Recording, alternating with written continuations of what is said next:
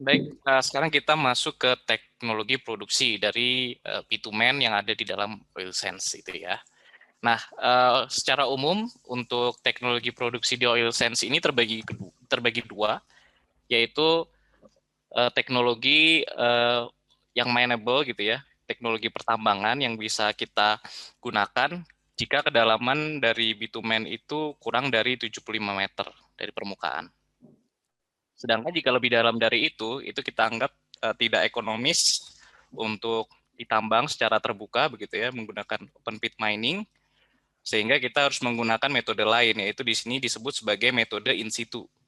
Metode in situ ini juga bervariasi kedalamannya dari 75 hingga lebih dari 200 meter. Utamanya untuk metode in situ ini kita harus mengalirkan fluida yang panas untuk memanaskan oil sands yang ada di dalam deposit ini agar bisa mengalir kemudian diproduksikan. Namun jika viskositasnya tidak terlalu tinggi, bisa saja kita masih produksikan itu secara langsung. Ini adalah teknik-teknik in situ yang akan kita bahas secara detail di dalam segmen ini. Baik, pertama akan kita bahas mengenai open pit mining atau mineable teknik tadi. Terdiri dari beberapa proses, tapi utamanya ini seperti teknologi pertambangan pada umumnya gitu ya, seperti di batu bara dan lain sebagainya. Nah, pertama apa yang kita lakukan, tentu kita melakukan penggalian dulu menggunakan shovel seperti ini atau bucket wheel excavator beberapa. Lalu dari hasil galian pasir minyak tadi, oil sands, kemudian ditampung ke dalam dump truck gitu ya. Traktor ini sangat besar, kemudian truk ini akan membawa oil sands tersebut ke crusher untuk digiling seperti itu menjadi ukuran yang lebih kecil. Nah, kemudian tahap yang kedua adalah conditioning dan hydrotransporting. Oil sands yang dibawa oleh dump truck tadi akan dicacah di crusher dan material pengotor yang bercampur akan dibuang. Ya. Nah, air panas kemudian kita campurkan ke dalam cacahan oil sand tadi sehingga membentuk menjadi slurry, gitu ya, jadi cairan. Sehingga kemudian cairan tersebut bisa kita pompakan melalui pipa menuju extraction plant untuk kita pisahkan bitumennya. Oke, ini adalah ilustrasi gambaran open pit mining di area Athabasca. Nah, perhatikan bahwa untuk memproduksi 1 barel minyak itu kita membutuhkan 2 ton galian tarsen gitu ya. Dipisahkan baru mendapatkan 1 barel minyak. Sehingga pasti dibutuhkan area yang sangat luas untuk memproduksi minyak yang banyak begitu ya. Kita lihat terakhir di tahun 2000-an itu produksi minyak dari Athabasca mencapai 1 juta barel. Dan ratusan ribu barel itu berasal dari open pit mining seperti ini. Jadi bisa dibayangkan berapa ton area yang harus dikeruk untuk menghasilkan sebanyak itu begitu ya. Ini ekskavatornya, kita bisa lihat penggaliannya, dan ini adalah ini adalah dump trucknya. Ini ada orang di sini skalanya, jadi 2 kalinya orang begitu ya tinggi bannya. Ini juga tekanan ban ini besar sekali nih, kalau pecah bisa membunuh orang juga ini. Ledakan dari ban itu kalau bocor. Oke. Nah, kemudian proses selanjutnya setelah kita hydrotransporting adalah kita ekstrak melalui primary extraction. Jadi campuran slurry tadi yang berupa minyak atau bitumen, pasir, dan air itu dipisahkan secara sentrifugal begitu ya, sehingga melalui proses gravitasi minyak yang densitasnya lebih kecil nanti akan berada di atas di dalam vessel-vessel ini. Kemudian minyak yang sudah terpisah di atas tadi akan kita skim, dan pasir beserta air yang ada di bawah itu dipompakan keluar gitu ya dari area mining, ditampung di dalam kolam yang kita sebut sebagai tailings. Jadi tailings tadi adalah sisa air dan pasir yang sudah dipisahkan, namun masih mengandung sedikit minyak begitu, sehingga harus di treatment lebih lanjut.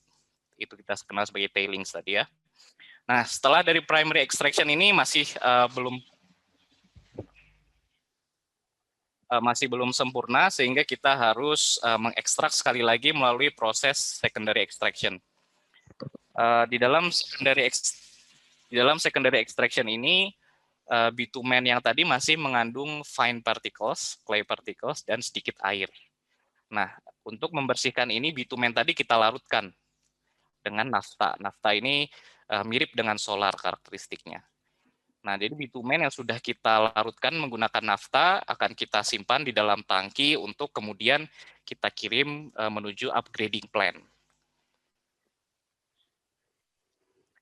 Nah, kemudian di dalam upgrading plant itu dilakukan konversi dari bitumen yang ini tadi API-nya rendah sekali ya, yang sangat heavy, menjadi fraksi molekul yang lebih ringan menggunakan proses yang disebut sebagai thermal cracking, jadi menggunakan pemanasan.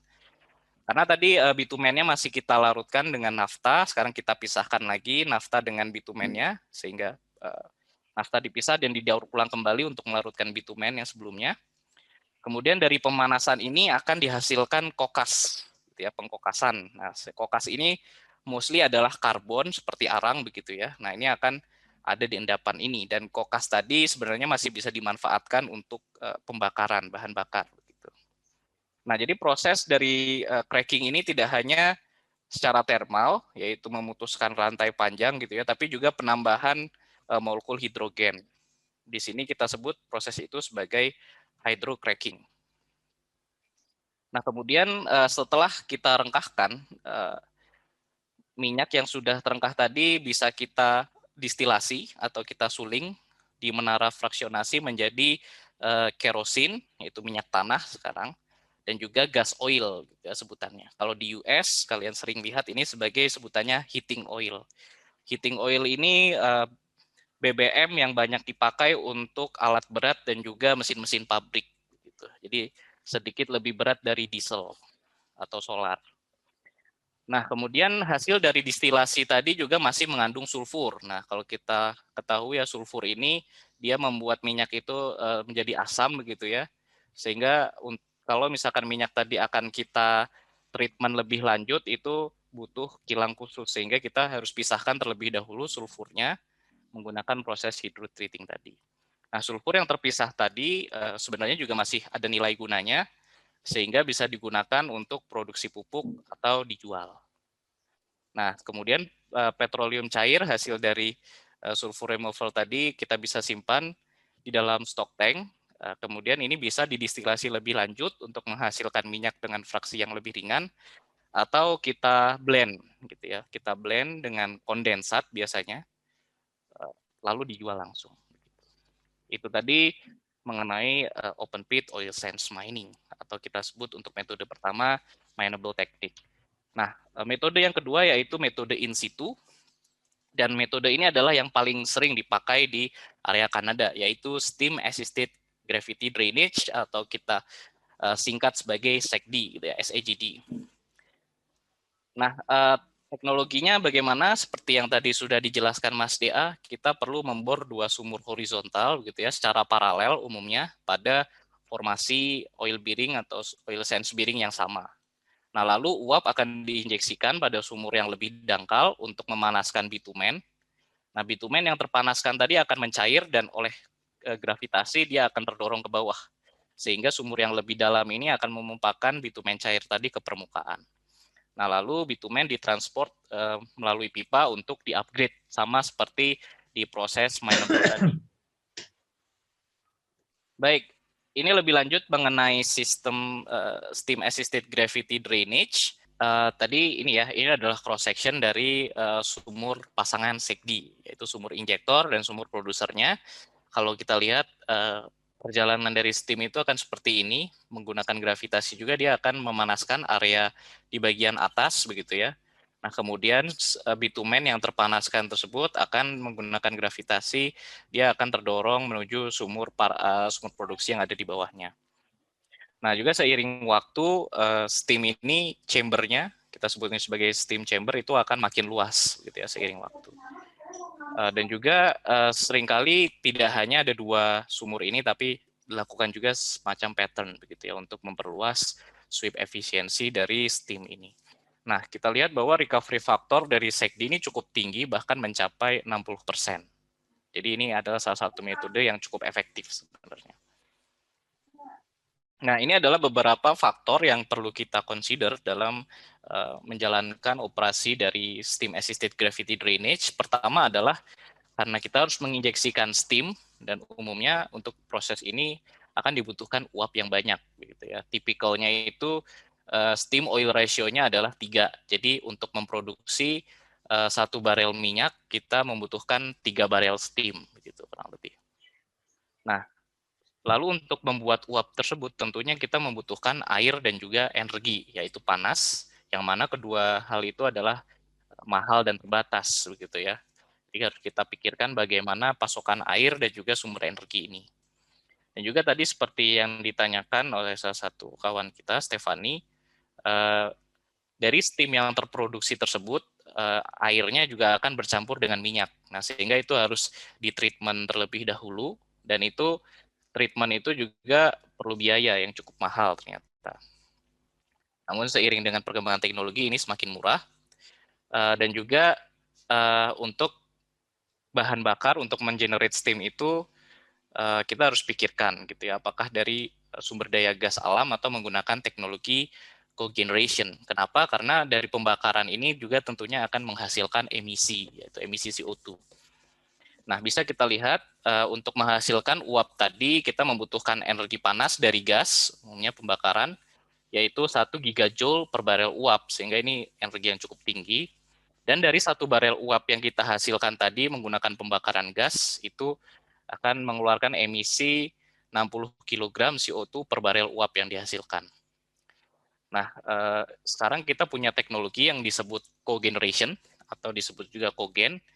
Jadi gas itu tidak hanya langsung dibakar begitu saja ya untuk menghasilkan uap, tapi kita bisa menggunakan sistem ini.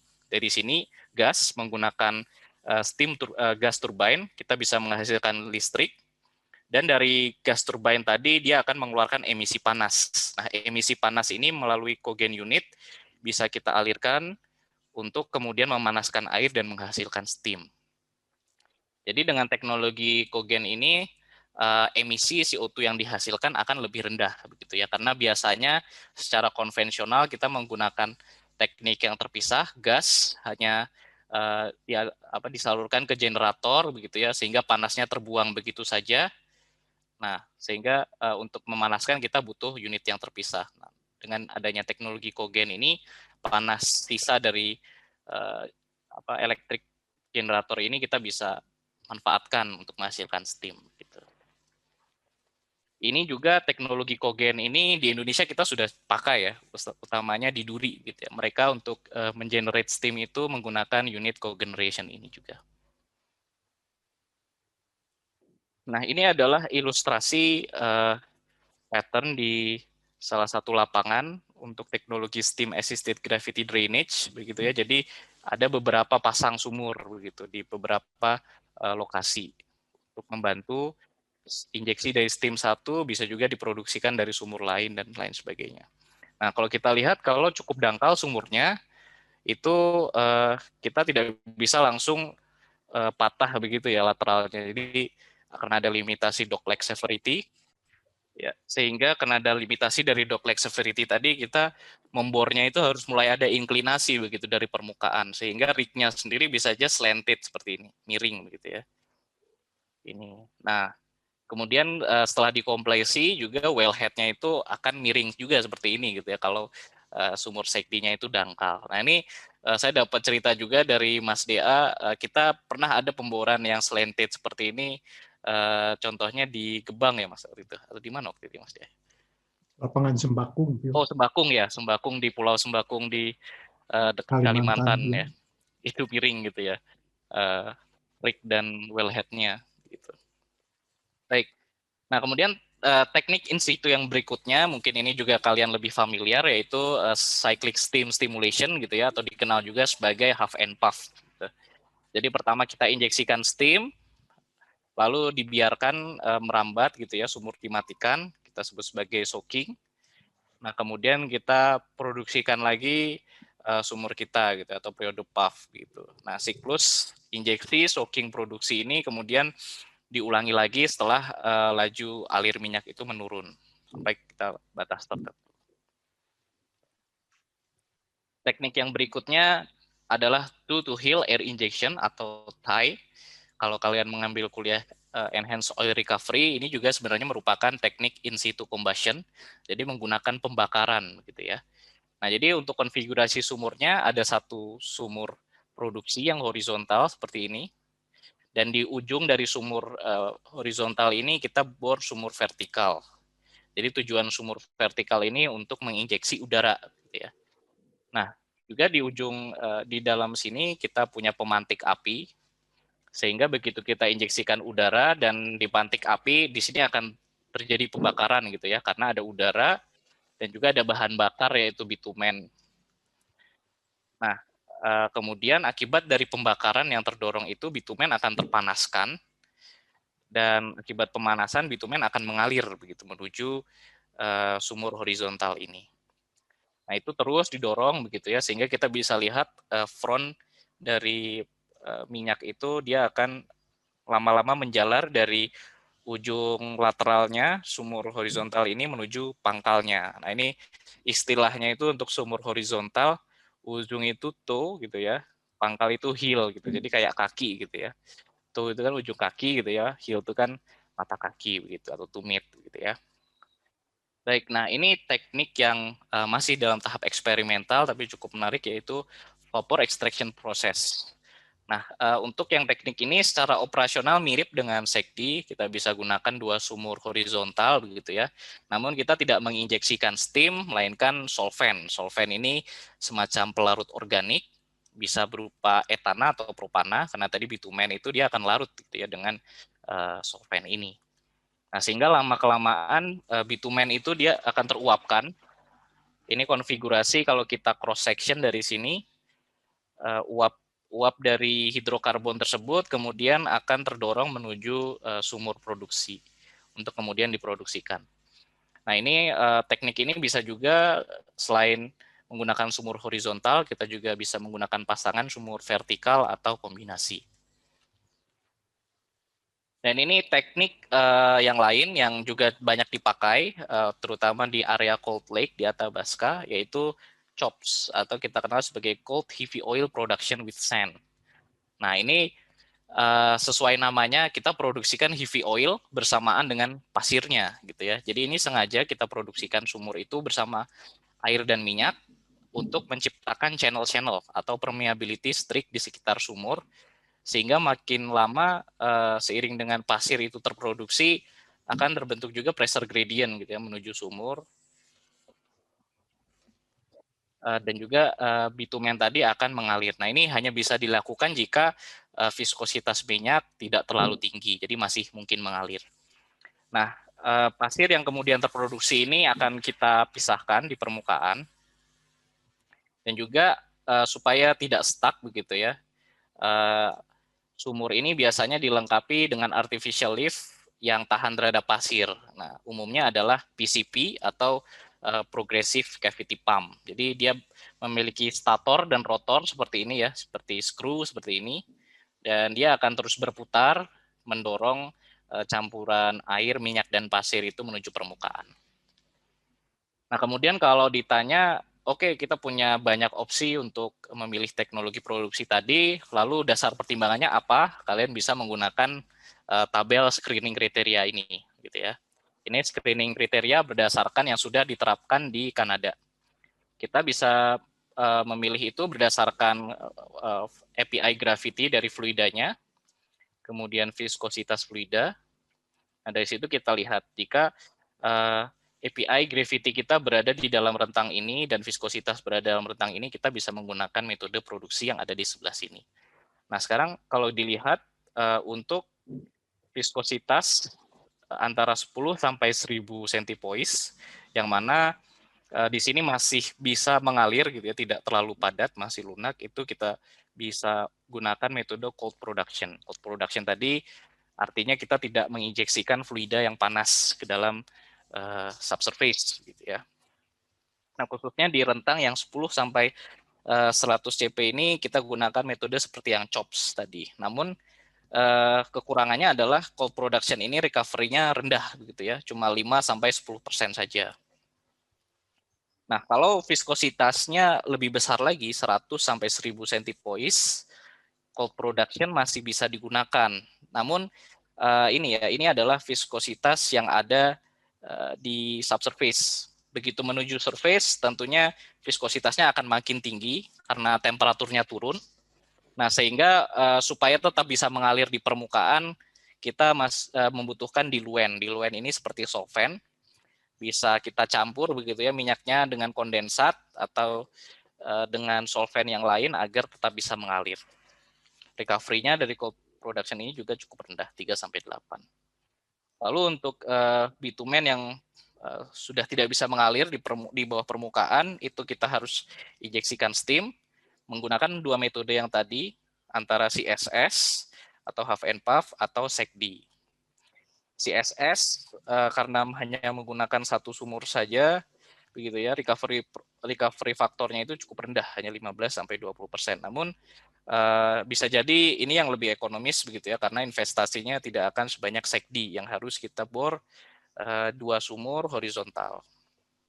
Nah, SECD sendiri recovery faktornya tinggi gitu ya, 40-80%. Nah, kalau misalkan di permukaan itu theoretically adalah 100% begitu ya recovery-nya, karena ya apa yang ada di permukaan itu semua yang diambil begitu. Namun di tengah jalan selalu ada loss, jadi sekitar 80-90% yang terakses.